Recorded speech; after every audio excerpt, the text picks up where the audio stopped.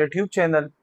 इस चैनल के थ्रू हम आपको KPK text book board first year second year mathematics solve करवा रहे हैं topic to topic, along with MCQs, along with their exercise questions, each question solution SLO based solution हम आपको provide कर रहे हैं।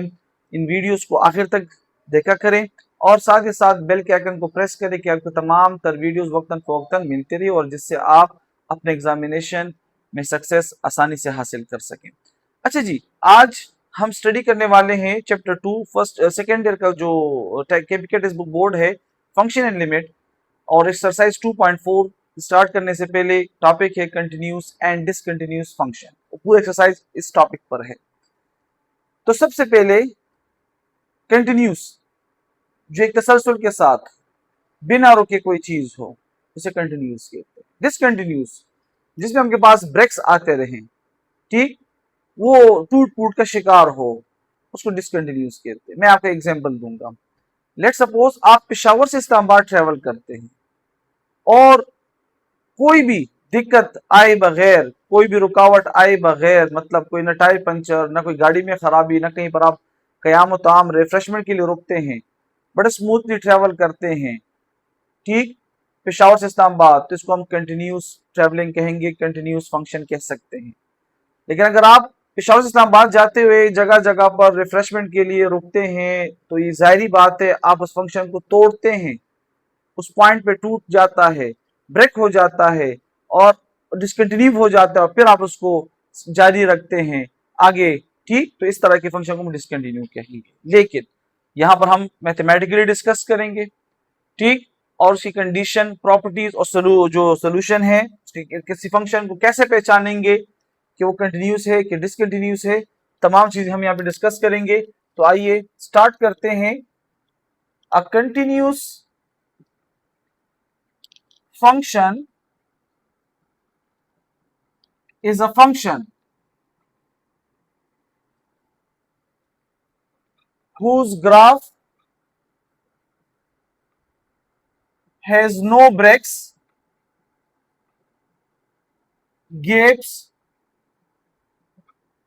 jumps और आपके पास होल, ठीक है जी, at the point being considered, किसी एक पॉइंट पर लेकर हम उसको डिस्कस करते हैं, चेक करते हैं, तो उस पॉइंट पर न वो टूटे, न कोई गैप हो, न कोई इसमें जंप हो, ग्राफिकल रिप्रेजेंटेशन जो फंक्शन का हम ड्रा करें, तो इस तरह के फंक्शन को जब ये वो न ब्रेक होगा, न गैप होगा, न जंप होगा, न होल होगा, तो उस पॉइंट पर जो पॉइंट हमने कंसीडर किया है वो क्या होगा, कंटिन्यूस फंक्शन होगा। अब इसकी डिफिनीशन क्या है, तो देखिए यहां पर डिफिनीशन हम कहते हैं a function y is equal to f of x is said to be continuous at x is equal to c। ये बात जरूरी है, बहुत जरूरी है, किसी एक पॉइंट पर। But what is c? c belongs to real number set. अब ये जो c है, हमने इस रियल नंबर सेट में से किसी एक पॉइंट की कोई वैल्यू और हम क्या करते हैं, उसको चेक करते हैं, उसकी कंटिन्यूटी, ठीक। तो आपके पास if it follows the following conditions और प्रॉपर्टीज, इसको कंडीशन भी कहते हैं और प्रॉपर्टीज भी कहते हैं, ठीक है जी। तो आइए हम कहते हैं कि किसी function y is equal to f x को हम तब कंटिन्यूस कहेंगे at x is equal to c, जब वो तीन कंडीशन आपके पास क्या करेगा, सेटिस्फाई करेगा। क्या है वो तीन condition? At x is equal to c the function f of c is defined. वो क्या हो, एक्चुअल वैल्यू पर क्या हो आपके पास, एक्चुअल फंक्शन वैल्यू पर वो डिफाइन हो, ठीक। मतलब क्या है, वो अनडिफाइंड ना हो। डिफाइन के मतलब कि वो इसी रियल नंबर सेट से बिलोंग करता हो आपके पास। ठीक। बी, लिमिट, अब तो एक्चुअल वैल्यू पे चेक किया, वो डिफाइन है, फिर आप क्या करते हैं, लिमिट पर चेक करते हैं। As x approaches to this, अब क्या है आपके पास, सी एफ ऑफ एक्स क्या हो, इज एग्जिस्ट, उसकी लिमिटिंग वैल्यू एग्जिस्ट करती हो, और वो भी क्या हो, रियल नंबर से हो, यहीं से हो, सेट से हो आपके पास। ठीक। सी आपके पास कंडीशन है। जब आप फर्स्ट कंडीशन वो क्या करते हैं, फॉलो करते हो, सेकंड कंडीशन भी फॉलो करता है, तो थर्ड कंडीशन ये कि ये दोनों कंडीशन आपस में क्या होनी चाहिए, इक्वल होनी चाहिए। Limit as x approaches to C, F of x is equal to F of C is equal to, या एल या कोई भी आपके पास, ये भी आपके पास किसी वैल्यू ये डिफाइन है तो कोई वैल्यू है, और ये भी आपके पास क्या एग्जिस्ट करता है तो इसकी लिमिटिंग वैल्यू है, तो वो क्या हो, लिमिटिंग दोनों वैल्यू क्या हो, सेम हो। ठीक। तो ये तीन, और ये ही सबसे इंपॉर्टेंट है। क्यों इंपॉर्टेंट है, बिकॉज के बाज औकात हमारे पास फर्स्ट कंडीशन पे वो क्या करता है, वो डिफाइन नहीं होता, अनडिफाइन होता है। ठीक। लेकिन उसकी लिमिटिंग वैल्यू एग्जिस्ट करती है। लेकिन जब हम इस कंडीशन को चेक करते हैं, वो जब इक्वल नहीं होता, तो हम कहते हैं कि that function is not continuous, discontinuous at that point, इस पॉइंट पर डिसकंटिन्यूस है, लेकिन इससे आगे पॉइंट्स पर वो क्या होगा, कंटिन्यूस होगा। तो सबसे पहले आप इन तीन कंडीशंस को समझें। अब हम लेते हैं, लेट सपोज कोई सा फंक्शन लेते हैं, देखिए यहां पर कोई पॉलिनोमियल फंक्शन है आपके पास, और इसके हवाले से मैं आपको इंटरेस्टिंग बात भी बताऊंगा जो आपके एमसीक्यूज के लिए बहुत जरूरी है। Polynomial function F of x is equal to X cube minus 2x² minus 3x plus 5, 8x is equal to what, 1। अब देखें ना, यहां पर हमारे पास इसकी कंटिन्यूटी चेक करनी है। अब रियल नंबर तो बहुत बड़ा सेट है, अगर आपको 10,000 साल भी मिल जाए, पूरी 1 खरब साल भी मिल जाए, आप रियल नंबर से काउंट तो नहीं कर सकते, और ना उनके तमाम पर उसकी कंटिन्यूटी चेक कर सकते। आप इसमें से कोई आर्बिट्रेरी पॉइंट लेते हैं और उस पर चेक करते हैं, उसमें बताते हैं, इसकी कंटिन्यूटी चेक करते हैं, इसलिए हम कहते हैं at X is equal to C. ठीक। अच्छा, अगर आप कोई इंटरवल भी लेते हैं, तो ये बात भी याद रखें, फॉर इंटरवल, चाहे वो ओपन इंटरवल हो ए बी, चाहे वो क्लोज इंटरवल हो। ठीक। जो अगर आपके पास कोई भी फंक्शन इस इंटरवल पर क्या है, कंटिन्यूस है, तो इस इंटरवल के तमाम पॉइंट्स पर क्या होगा, कंटिन्यूस होगा। सेम लाइक दिस, अगर आपके पास यहां पर भी अगर कोई भी फंक्शन इस इंटरवल के x is equal to A to x is equal to B, ये कंटिन्यूस, तो तमाम पॉइंट्स पर ये क्या होगा, कंटिन्यूस होगा। ये बातें जहन नशीन रखें। अच्छा जी, अब हम चेक करते हैं इस फंक्शन को at x is equal to 1 की कंटिन्यूस है कि नहीं। तो इन तीन कंडीशंस को आप लोगों ने जहन में रखना है। ठीक है जी। तो फंक्शन आपके पास क्या है, यहां पर देखें, F of x is equal to X cube minus 2x² minus 3x plus 5, 8x is equal to 1। तो फर्स्ट कंडीशन क्या होना चाहिए कि जो आप x की जगह एक्चुअल वैल्यू है वो पुट करते हैं और वो डिफाइन होना चाहिए। तो हम यहां पे पुट करते हैं कि f of 1 is equal to 1 cube minus 2 into 1 square minus 3 into 1 plus 5। तो f of 1 is equal to 1 minus 2 minus 3 plus 5 is equal to 6 minus 5। तो f of 1 is equal to 1, और ये क्या बन जाता है आपके पास, डिफाइंड फर्स्ट कंडीशन आपके पास। क्लियर।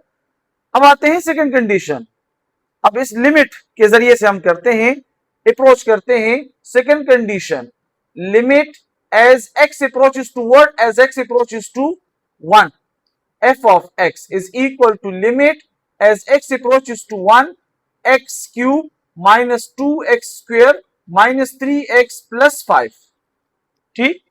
लिमिट की वैल्यू पुट कर देते हैं। ठीक। तो आपके पास क्या बनता है, 1 cube minus 2 into 1 square minus 3 into 1 plus 5, same value आ गया आपके पास। तो यहां पर हम लिखते हैं कि limit as x approaches to 1 F of x is equal to, यहां से भी क्या आ जाता है आपके पास 1 आ जाता है, तो एग्जिस्ट, इसकी लिमिटिंग वैल्यू एग्जिस्ट करती है। ठीक, थर्ड कंडीशन क्या है कि आपके पास limit as x approaches to C F of x is equal to, आपके पास क्या होना चाहिए एफ ऑफ सी। यहां पर आपके पास क्या है कि limit as x approaches to 1 F of x is equal to F of 1 is equal to, दोनों की लिमिटिंग, दोनों की वैल्यू क्या है, सेम है। तो हम क्या कहते हैं, ये थर्ड कंडीशन क्या आप इसके मुताबिक इसके पर हम कंक्लूड करते हैं कि thus the function F of x is continuous at X is equal to 1। Clear, ये है पॉलिनोमियल फंक्शन। और एक बात याद रखें कि polynomial function for all x belongs to real number, ये क्या होगा, ये कंटिन्यूस होगा हमेशा। क्यों, अगर इससे जीरो भी आ जाए, कहीं पर कोई वैल्यू पुट करने से आपके पास जीरो भी आ जाए, तो जीरो भी तो रियल है, डिफाइन है। क्लियर, अनडिफाइंड ना हो तो पॉलिनोमियल फंक्शन कभी भी अनडिफाइंड नहीं होता आपके पास इस तरह का। ठीक, तो ये हमेशा क्या होगा, for all x belongs to real, ये कंटिन्यूस होगा। ये बात एमसीक्यूज के लिए नोट करिए, इसलिए मैंने आपका इंपॉर्टेंट बात बताने वाला हूं। अब हम आते हैं, इसको साफ कर देते हैं। ये तो हमने एक पॉलिनोमियल फंक्शन इस पर क्या किया, चेक किया। अब हम आते हैं रेशनल फंक्शन को चेक करने के लिए।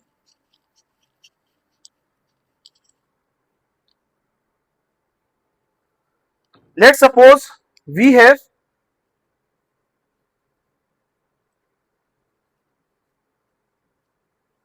Rational function.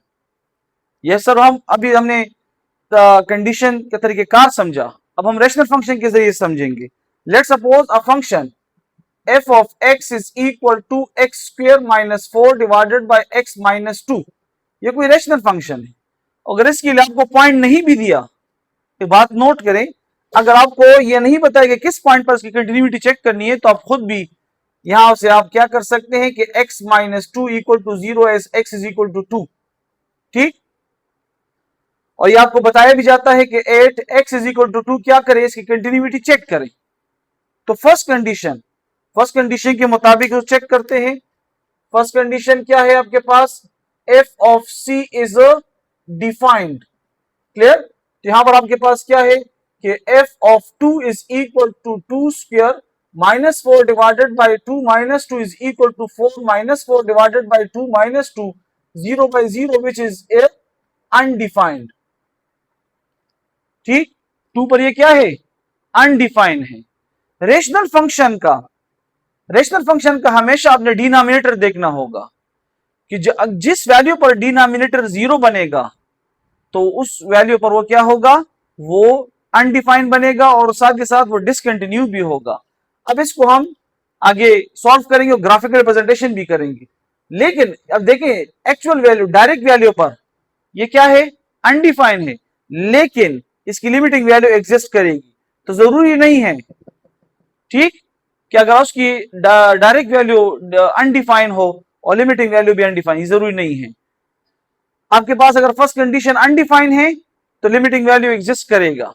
क्लियर, तो हम आते हैं B, limit as x approaches to 2 F of x is equal to limit as x approaches to 2 X square minus 4 divided by X minus 2 limit as x approaches to 2, इसको हम लिख देते हैं X square minus 2 square divided by X minus 2। तो ये limit as x approaches to 2 x minus 2 into x plus 2 divided by x minus 2, x minus 2 वाले क्या हो जाते हैं, कैंसल। तो यहां पर आप लिखते हैं कि limit as x approaches to 2 f of x is equal to limit x approaches to 2 x plus 2। अब लिमिट की वैल्यू लेते हैं, आप पुट करते हैं x की जगह 2, तो 2 प्लस 2 से क्या आता है 4। देखिए यहां पर आपके पास ये इसकी लिमिटिंग वैल्यू क्या है आपके पास 4। लेकिन जब आप थर्ड कंडीशन की तरफ जाते हैं और चेक करते हैं कि limit x approaches to 2 f of x is equal to 4 but this is not equal to f of 2। ठीक, ये आपस में इक्वल नहीं है, तो इस वजह से हम कहते हैं thus the function f of x is equal to x square minus 4 divided by x minus 2 is discontinuous at x is equal to 2. एक तरीका ये है, इस तरह लिख सकते हैं, इस तरह भी लिख सकते हैं कि thus the function f of x is continuous. ये है continuous. अब स्टेटमेंट को देखिए जरा, thus the function f of x is continuous except 2. 2 को छोड़कर वो फिर क्या है, बाकी तमाम वैल्यूज पर वो कंटिन्यूस है. ठीक है जी. अच्छा, अब इस जो हमने ये रिजल्ट लिखा है और जब हमने जो इसको सॉल्व किया 3 कंडीशन, अब हमने ग्राफिकल रिप्रेजेंट करना है कि ये कैसे डिसकंटिन्यू बनता है. तो आइए इसको हम क्या करते हैं यहां पर कि y, इस फंक्शन को लेते हैं y is equal to x square minus 4 divided by x minus 2, और इसके लिए एक छोटा सा टेबल हम ड्रा करते हैं यहां पर. ठीक है जी.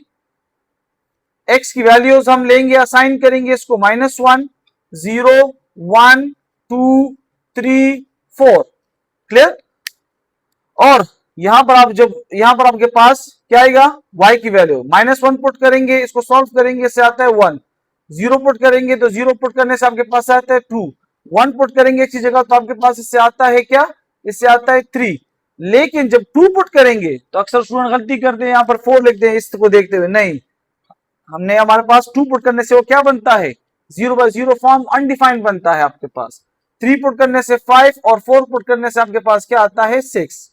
अब इसको हम ग्राफिकली रिप्रेजेंट करते हैं. तो यहां पर देखिए डियर स्टूडेंट, अब आपको इसकी समझ आ जाएगी हम इस किस तरह करते हैं. Let suppose we draw a graph. ठीक, ये आपके पास ग्राफ, ये -1, ये -2, ये 1 2 3 4 5 6, ये 1 2 3 4 5 6. फर्स्ट पॉइंट क्या है, x -1 y 1, ये है आपके पास फर्स्ट पॉइंट. क्लियर. दूसरा पॉइंट क्या है, x0 y 2, x0 y 2. Third point क्या है, x1 y 3, x1 और y 3. फिर पॉइंट क्या है 2. अब यहां पर आपके पास अनडिफाइन है, तो अनडिफाइन ये इसको इस तरह से हम छोड़ देते हैं. अब यहां पर आप देख सकते हैं आप 3 की तरफ जाते 3, तो y की वैल्यू आपके पास क्या है 5, और जब 4 पुट करते हैं तो क्या आता है वहां से 6. अब इन पॉइंट्स को आप ज्वाइन करते हैं, तो आप देखें मैं यहां से इनको ज्वाइन करता हूं तो यहां पर आते हुए मेरा मार्कर रुक जाता है, आगे नहीं जाता. ठीक, तो यहां से मेरा मार्कर उठ जाता है और फिर आगे पॉइंट्स की तरफ बढ़ता है और आगे पॉइंट्स को ज्वाइन करता है. तो यहां पर आपके पास क्या रह जाता है, होल या जंप या जो ब्रेक है जो हमने यहां पर बात की थी. A function, continuous function is a function whose graph has no break. कोई ब्रेक ना हो, कोई गैप ना हो, कोई जंप ना हो या कोई होल ना हो, तो वो कंटिन्यूस हो गया. लेकिन यहाँ पर क्या नजर आ रहा है, यहां पर वो इस पॉइंट पर 2 पर क्या हो जाएगा, 2 पर वो आकर डिसकंटिन्यू हो जाता है. जैसे मैंने एग्जांपल दिया कि पेशावर से इस्लामाबाद जाते हो किसी क़याम ताम पर रुक जाते हैं, स्टे किया उन्होंने, तो दैट स्टे वो डिसकंटिन्यू किया उस फंक्शन, उस मोशन को, ट्रेवलिंग को, फिर आगे 3 से स्टार्ट हो जाता है. तो इसलिए हम बात करें the function F of x is continuous, ये कंटिन्यूस है बाकी पॉइंट्स पर एक्सेप्ट 2 को छोड़कर बाकी पॉइंट्स पर ये कंटिन्यूस है. तो रैशनल फंक्शन का जब भी कंटिन्यूटी चेक करना है तो उसके डिनोमिनेटर को चेक करें. ठीक, अगर जिस वैल्यू पर वो डिनोमिनेटर 0 बनता है तो उसी वैल्यू पर वो क्या होगा, ठीक, वो डिसकंटिन्यू होगा from the real number set आपके पास एट x इज इक्वल 2 पर एक आपके पास उस पर वो डिसकंटिन्यू है. तो दिस इज आपके पास क्या रैशनल फंक्शन. कंडीशंस हमने इसके ऊपर इंप्लीमेंट किए, कंडीशन के बाद हमने रिजल्ट जब निकाला, रिजल्ट को हमने ग्राफिकली रिप्रेजेंट किया और आपको बताया कि कंटिन्यूस फंक्शन और डिसकंटिन्यूस फंक्शन कैसे होता. अब ये बात भी याद रखें, इन 3 कंडीशन में से कोई एक कंडीशन भी वो सेटिस्फाई नहीं होता. जैसे फर्स्ट कंडीशन यहां पर वो क्या होता, अनडिफाइंड था. सेकंड सेटिस्फाई था, लिमिटिंग वैल्यू थी. लेकिन थर्ड जब हम चेक करते हैं तो ये दोनों इक्वल नहीं है, तो ये डिसकंटिन्यूस है. ठीक, किस पॉइंट पे, जिस पॉइंट पे हमने उसकी कंटिन्यूटी चेक करनी थी. क्लियर. उम्मीद है यहां पर आप, यहां तक आपको क्लियर होगा. ठीक, अब हम आते हैं इसके आगे इसको स्टडी करते हैं।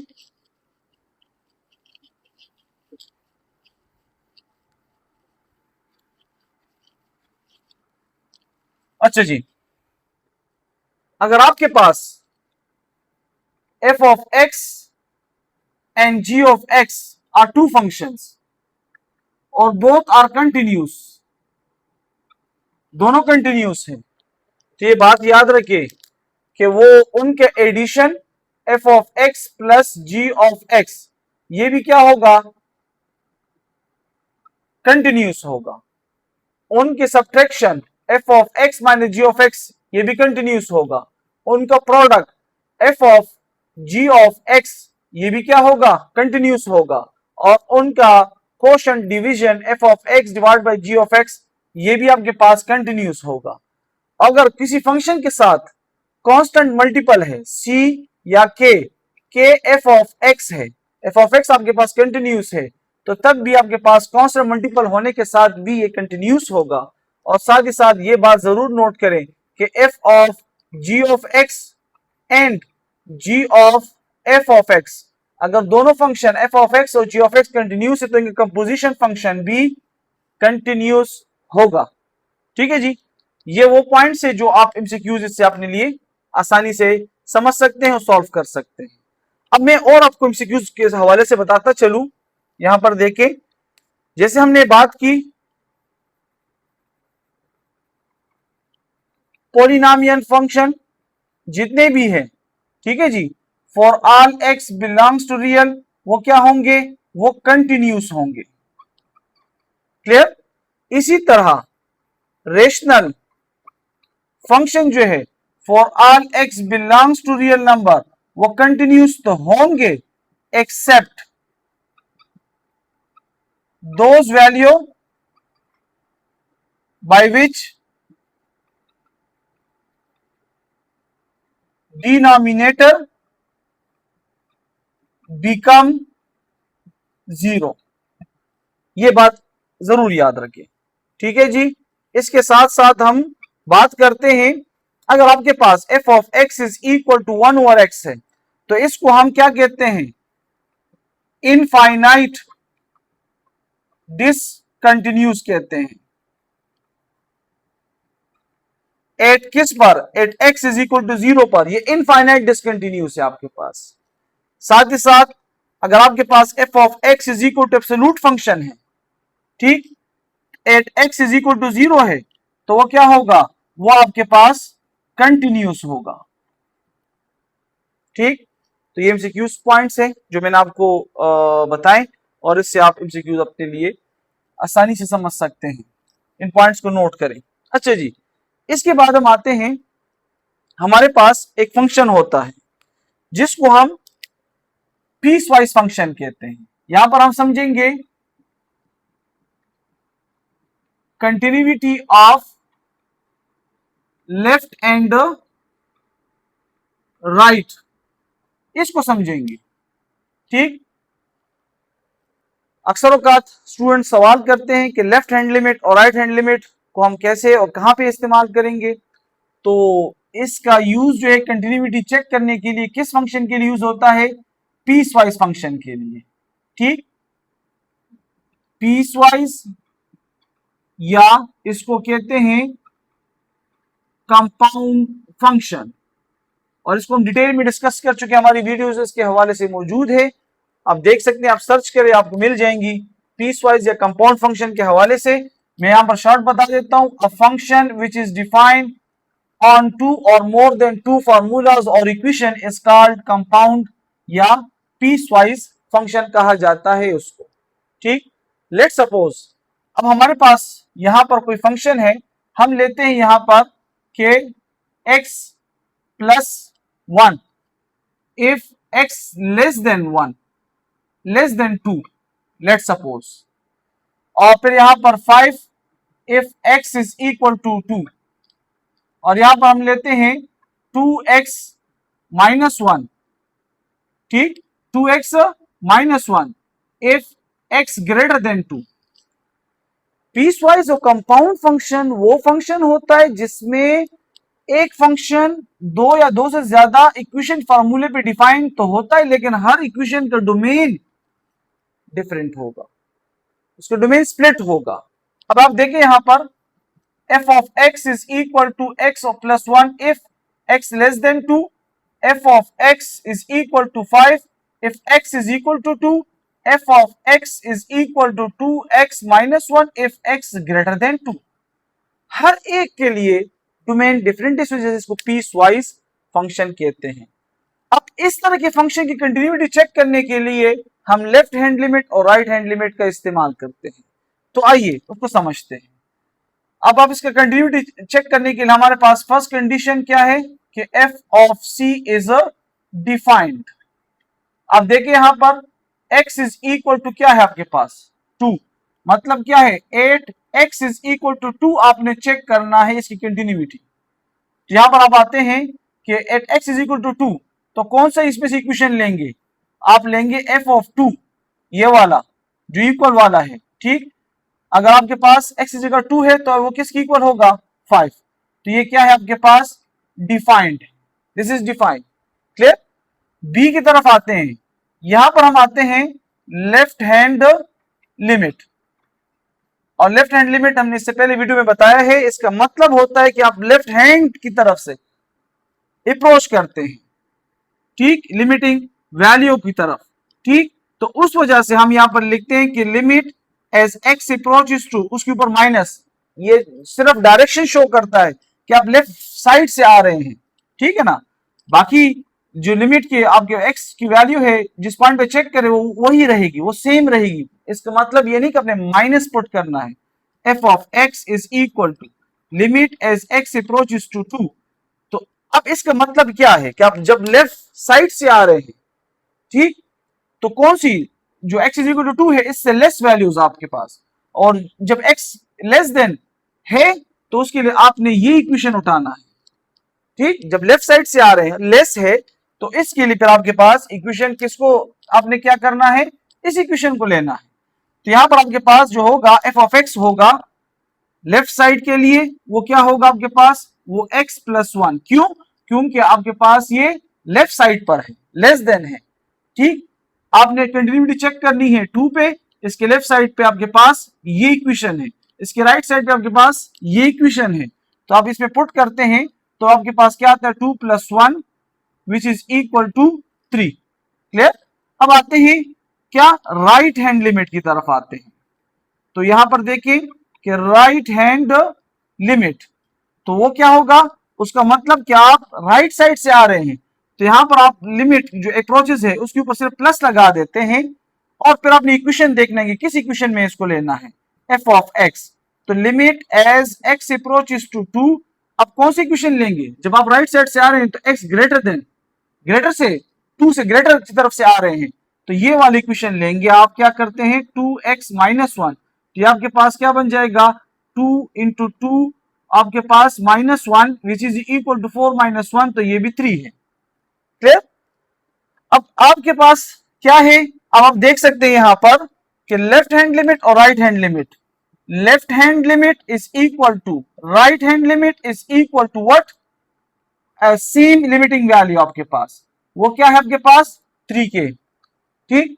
जब आपके पास लेफ्ट हैंड लिमिट और राइट हैंड लिमिट क्या होगा, इक्वल नहीं होंगे, क्या होंगे, इक्वल नहीं होंगे, तो ये जंपिंग डिसकंटिन्यूटीज को कहते हैं, इसमें जंप आएगा, ठीक। और जब ये इक्वल होंगे तो हमारे पास हम लास्ट जो सी लिखते हैं इसके लिए कि आपके पास left hand limit as x approaches to आपके पास plus minus 2 is equal to limit as x approaches to 2 plus, sorry यहां पर f of x is equal to, यहां पर भी f of x is equal to, ये किसकी equal आना चाहिए, ये आपके पास f ऑफ 2 की इक्वल आना चाहिए, ठीक। लेकिन आप देख सकते हैं कि f ऑफ 2 आपके पास क्या है, f ऑफ 2 तो आपके पास 5 है, डिफाइन है, लेकिन यहां पर आपके पास left hand limit right hand limit तो आपस में इक्वल है, लेकिन ये आपके पास जो f ऑफ c है उसकी इक्वल नहीं है, जो उसकी इक्वल नहीं है तो आपके पास ये फंक्शन क्या होगा, ये डिसकंटिन्यूस होगा, थर्ड कंडीशन को ओबे नहीं कर रहा, किसको ओबे नहीं कर रहा, थर्ड कंडीशन। और थर्ड कंडीशन क्या है, यहां पर देखें कि limit as x approaches to c f of x is equal to f of a या f ऑफ c। ठीक, यहां पर हमारे पास क्या है, वो उसको भाई, क्योंकि left hand limit right hand limit किसकी इक्वल है, as c minus f of x is equal to limit x approaches to c plus f of x is equal to limit x approaches to c f of x के, ये इसकी equal होता है। ठीक, तो हम directly इसको f of a के बराबर भी ले सकते हैं। तो यहां पर आपके पास जब ये इक्वल नहीं है तो हम कहेंगे कि thus the f of x जो पीस वाइज कंपाउंड फंक्शन है is discontinuous at x is equal to what, x is equal to 2। ठीक, अगर आपके पास ये फर्स्ट कंडीशन और फिर लेफ्ट हैंड और राइट हैंड की जो लिमिटिंग वैल्यू है ये आपस में इक्वल होते हैं तो हम कहते हैं, थर्ड कंडीशन ओबे होता तो हम कहते हैं कंटिन्यूस है, लेकिन ये इक्वल नहीं है तो हम इसको क्या कह रहे हैं, डिसकंटिन्यूस कह रहे हैं। ठीक, तो ये आपके पास क्या है, ये डिफरेंट आपको मैंने एमसीक्यूज के हवाले से बताया, इसकी ग्राफिकल रिप्रेजेंटेशन की। लेफ्ट हैंड लिमिट और राइट हैंड लिमिट का इस्तेमाल हम पीस वाइज कंपाउंड फंक्शन में करते हैं, क्योंकि वहां पर हमारे पास डिफरेंट इक्वेशन के लिए डिफरेंट डोमेन होता है, एक ही फंक्शन है लेकिन इक्वेशन डिफरेंट होते हैं, और वहां पर हम क्या करते हैं, चेक कर द लेस देन के लिए left hand limit, greater than के लिए हम राइट हैंड लिमिट, और जब left hand limit right hand limit हमारे पास लिमिटिंग वैल्यू के और फंक्शन जो आपके पास एक्चुअल वैल्यू है उसकी इक्वल होगा तो कंटिन्यूस, अगर इक्वल नहीं है एक्चुअल वैल्यू और left hand and right hand limit तो वो डिसकंटिन्यूस होगा। ठीक है जी, इस पे हम क्वेश्चंस भी करेंगे। ये हमने तो एक एसएलओ बेस क्वेश्चंस लिए, रैंडमली क्वेश्चन लिए, इसी तरह के एसएलओ बेस क्वेश्चंस आते हैं पेपर में और आपको थोड़ा बहुत कंफ्यूज करते हैं। अक्सर औकात हमारे स्टूडेंट एक्सरसाइज के तमाम क्वेश्चन रट लेते हैं, इतना प्रैक्टिस कर लेते हैं कि उनको रट जाते हैं, कि तमाम तर वैल्यूज रट जाते हैं, लेकिन जैसे ही पेपर में वैल्यूज चेंज उनको नजर आते हैं तो वो कंफ्यूज हो जाते हैं। तो वैल्यूज चेंज पे आप लोगों ने कंफ्यूज नहीं होना है, तरीकेकार समझना है, वही तरीकेकार है, आप इसको इस तरह लिखे। ठीक, फिर आपके पास फर्स्ट कंडीशन पीस वाइज के लिए लेफ्ट हैंड लिमिट, तो इक्वेशन को देके जिस इक्वेशन का डोमेन लेस देन होगा वो इक्वेशन लेफ्ट हैंड में लिखेंगे, जिस इक्वेशन का डोमेन ग्रेटर देन होगा वो राइट हैंड में लिखेंगे, फिर left hand right hand equal, उसको इक्वल लेना है, वो अगर वो इक्वल आ जाता है एक्चुअल वैल्यू फंक्शन के तो वो कंटिन्यूस होगा, अगर नहीं आया तो वो डिसकंटिन्यूस होगा। तो ये पूरा आपका जो है छोटा सा टॉपिक, लेकिन बातें बहुत, ज्यादातर एमसीक्यूज इससे आते हैं, क्वेश्चन आते हैं, लेकिन आप लोगों ने कंफ्यूज भी नहीं होना और घबराना भी नहीं है। इसको आप देख के वीडियो को समझने की कोशिश करें और कोशिश ये करें कि प्रैक्टिस करें, और जहां पर कोई डिफिकल्टी हो तो आप पूछ भी सकते हैं। Thank you so much.